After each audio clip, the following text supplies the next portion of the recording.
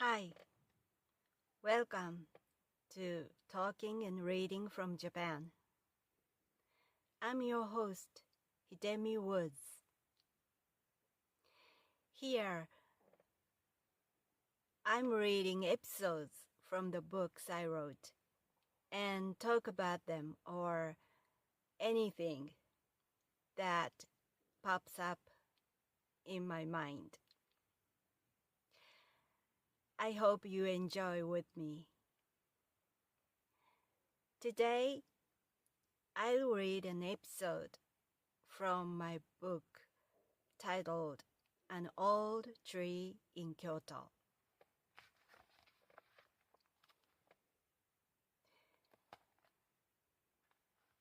Today's episode I'm reading is called The War Reward Certificate. It's about my late grandfather's certificate that he had treasured all his life.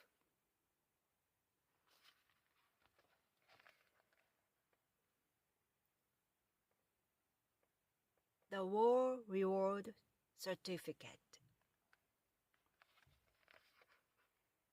I answered the phone from my grandfather on my mother's side one day when I was in junior high.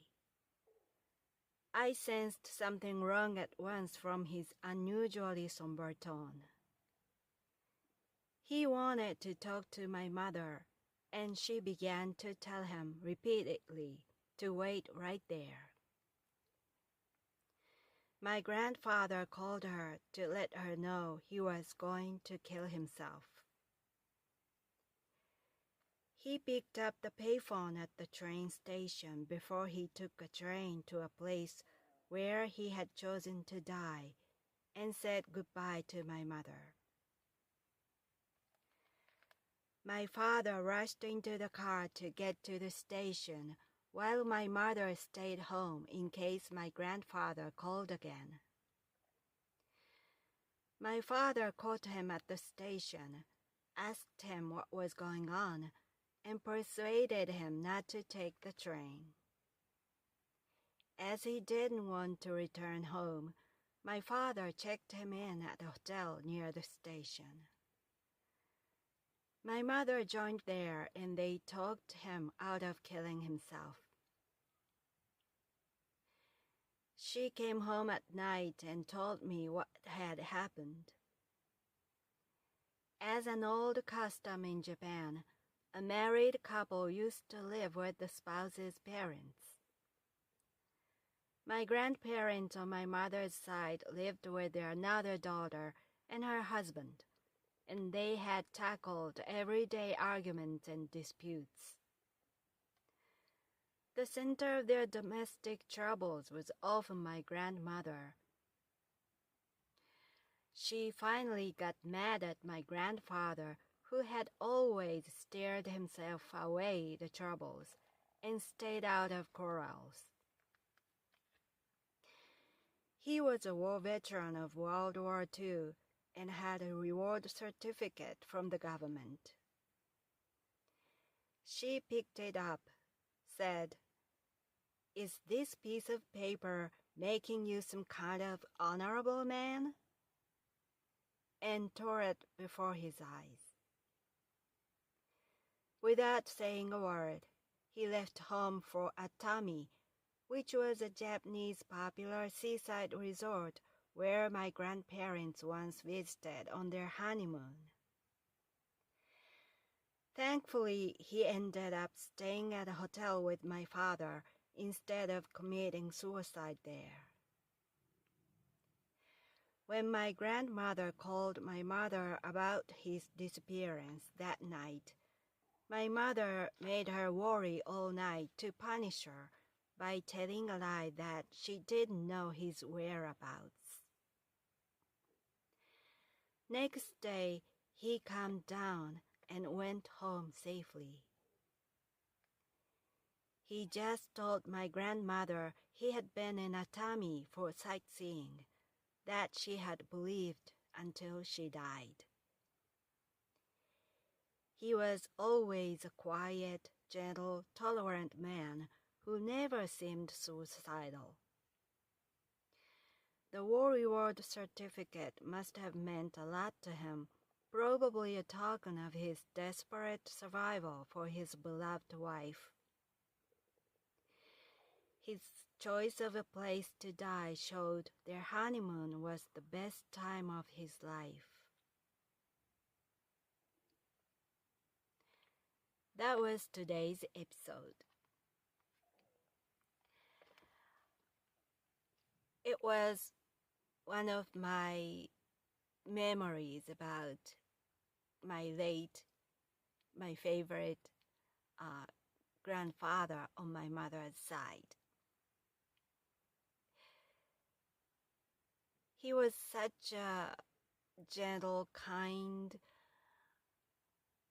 calm, quiet man. And I really, really liked him.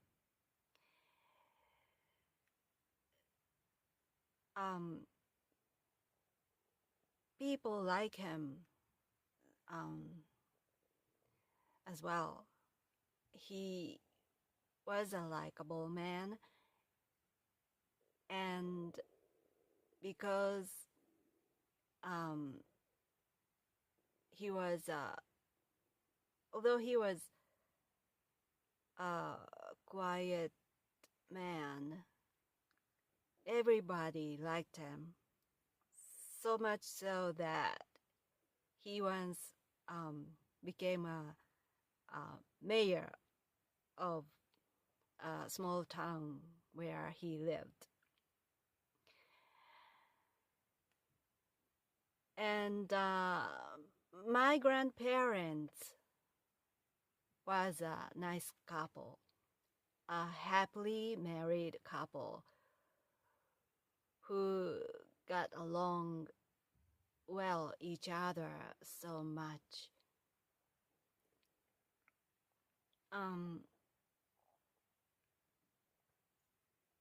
In those days, not so many couples were happily married because they used to get married by an arranged marriage. So it was not marriage like it is now, but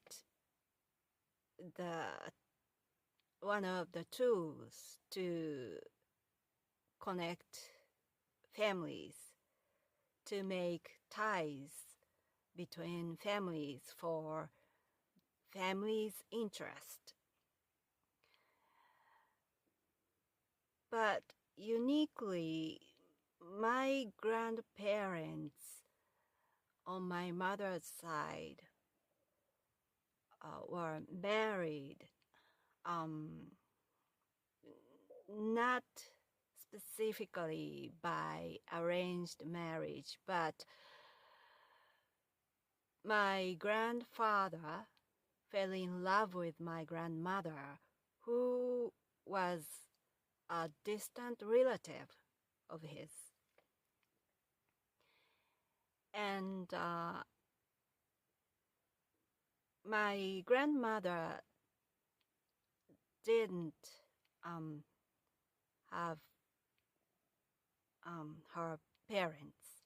I mean, never lived with her parents because her mother was a geisha and she didn't know who her father was. And her mother, who used to be geisha, she died when she gave of birth to my grandmother.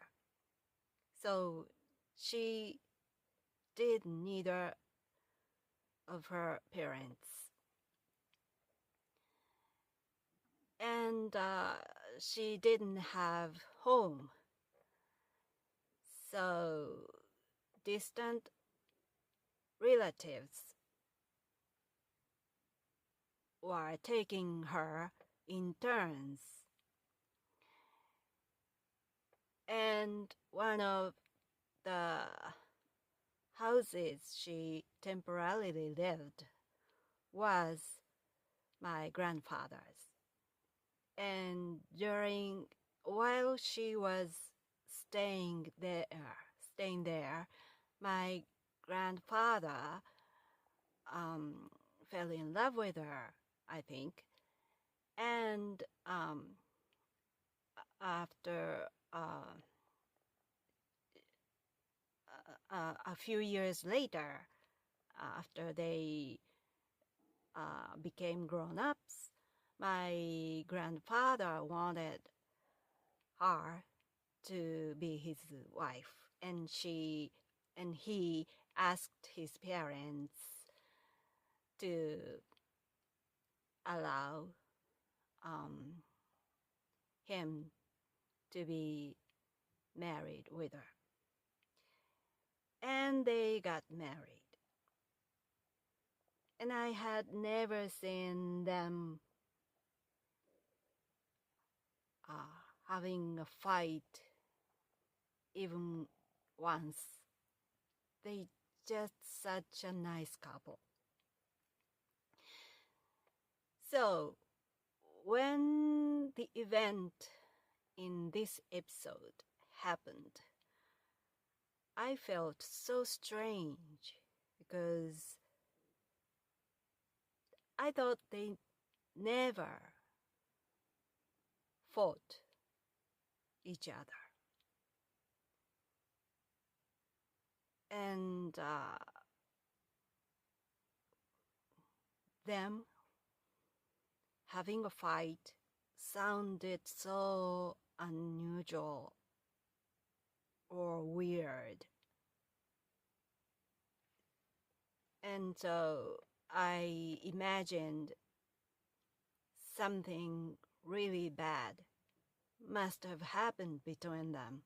Otherwise, they didn't fight. Although they themselves never fought,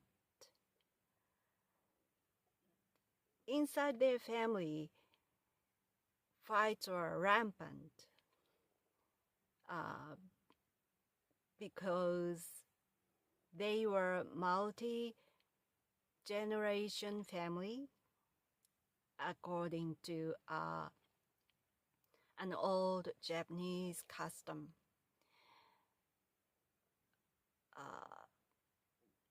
So my grandparents lived with their daughter and their son-in-law and their children. And so 3 generations lived together in a big house. And they were a farming family. They were farmers. And my grandparents had retired from farming long before, and their daughter and their son-in-law were taking up the family business and did the farming. But the problem was my grandmother controlled everything. She tried to intervene every single thing her daughter and son-in-law was doing. So she basically didn't allow their own way. She just tried to continue her way. And so she kept instructing how to farm as the family. But inevitably,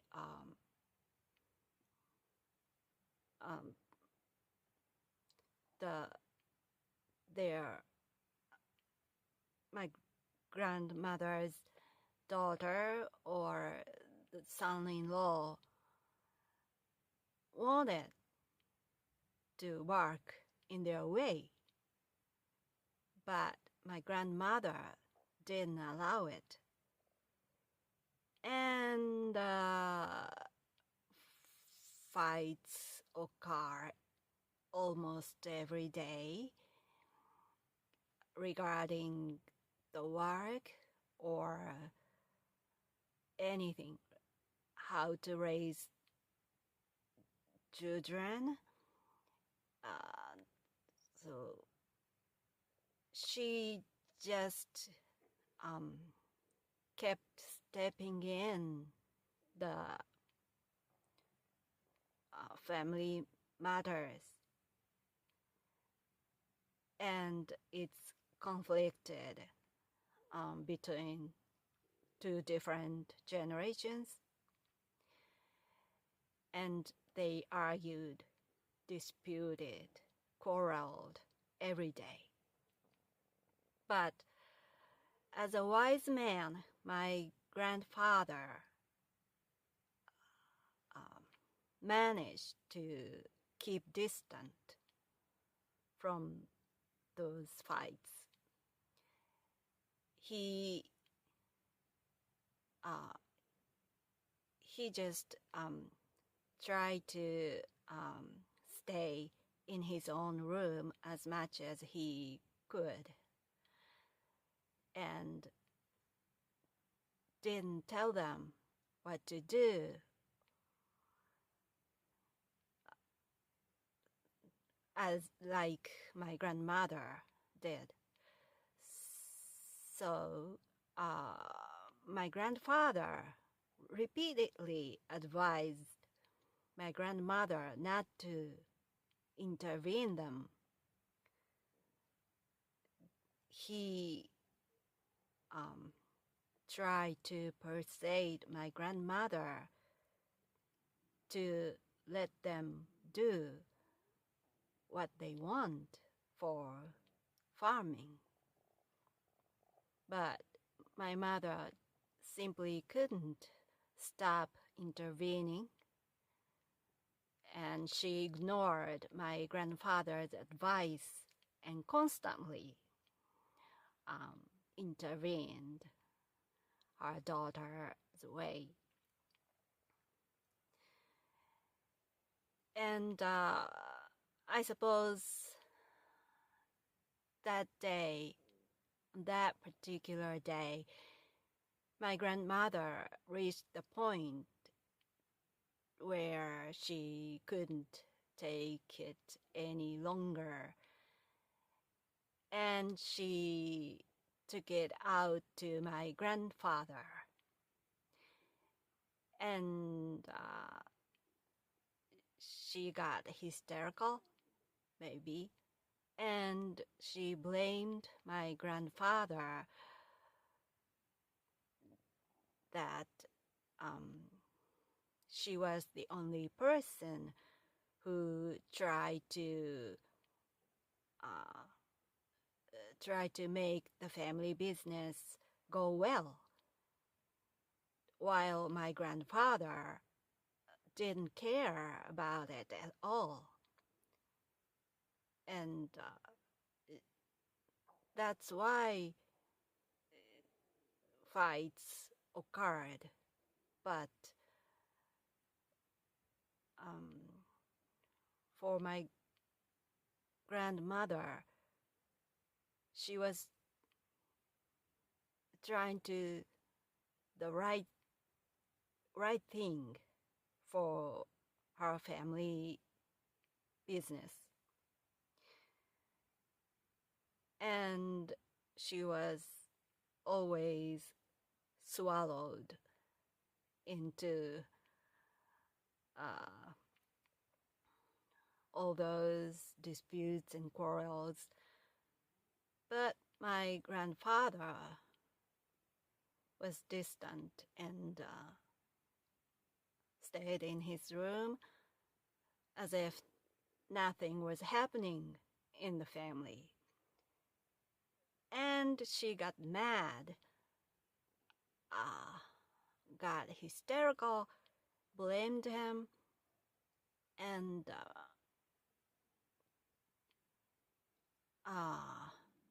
tore the war reward certificate in front of him. That certificate was issued by the Japanese government when my grandfather returned home from World War II. It was kind of a government paper to show gratitude to a war veteran. And my grandfather treasured it, so he framed it. It was like a big poster, and he framed it and put it up in his room. But that day, when my grandmother was so angry at him, at his indifference to the family disputes, she took it down. She took that reward certificate down, unframed, and tore it before his eyes. I suppose that certificate was much more important than we all thought. And he just looking at my grandmother tearing it, he left home. He decided to kill himself. I think that certificate was more than a proof of government's gratitude or proof of his survival. I guess it was something much bigger to him, like he came home, he returned from the war just for my grandmother. Grandmother was the center of his hope during the war, to survive. He returned 9 years after the war, after he got initially drafted to the war. So it took him 9 years to come home. And I once heard from him that it was much more harder in a camp as a POW than in a battle itself. He battled in China during World War II, but soon he became a POW in Siberia, in Russia. And he spent about 5 years or more in that camp as a POW. And that experience was the hardest of his life as a soldier. Because according to him, surviving in a camp was much more difficult than in a battle.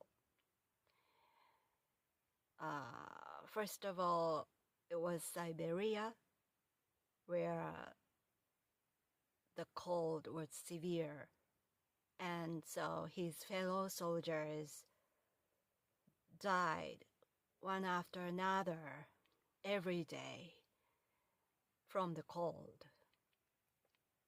And also they were shot by Russian soldiers for fun. And many Japanese soldiers died in a camp, and he saw it every day, and it was easy for him to think it was his turn the next morning who died. But he tried so hard to come back to my grandmother, and he succeeded to do that and received the reward certificate. So I think that was for him it was a proof to survive for my grandmother. But she herself tore it by saying that that piece of paper meant nothing, and he couldn't take it, and he decided to kill himself. He was such a calm man, so I had never seen him get emotional. So being suicidal was the last thing that suits him. So that incident must have been so critical to him. But thankfully, he changed his mind and didn't kill himself, didn't go to Atami even going there was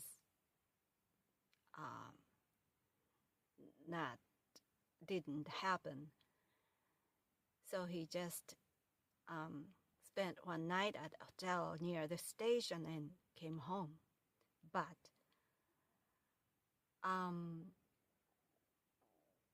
my grandmother thought he went to Atami for sightseeing because my mother tricked her. My mother told a lie to my grandmother for punishment, and she didn't tell the truth that he had stayed at a hotel, but she said to my grandmother that she didn't know his whereabouts. So when my grandfather came home, he told my grandmother that he went to Atami for sightseeing, and my grandmother had believed that until she died.